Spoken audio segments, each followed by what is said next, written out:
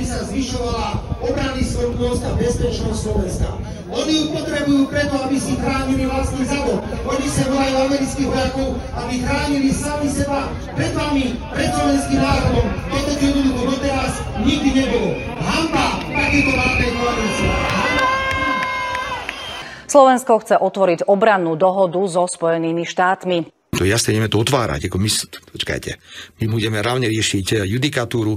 Dnes si americký vojak môže spáchať na Slovensku trestný čin a nemá žiadnu trestnoprávnu zodpovednosť. Poprvé, je pravda, že bez súhlasu vlády Slovenskej republiky môžu ozbrojené sily Spojených štátov navoziť na územie Slovenskej republiky akékoľvek zbrane. Opakujem ešte raz, bez súhlasu. Je to aj v americkej doložke. Po druhé, je pravda, v tej doložke je napísané, že kompletne obsadia vojenské základne kuchyni a sviači.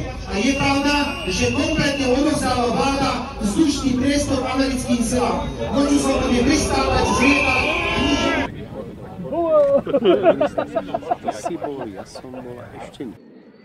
My nie sme americkí tajkuničiakovní. My nie sme žiadni vázali. My sme suverénni.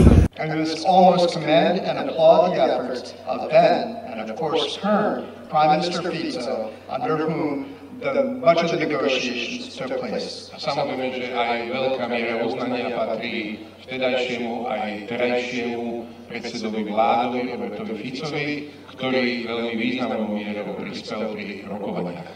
Toto jednoducho doteraz nikdy nebolo. Hanba takéto vládnej koalície.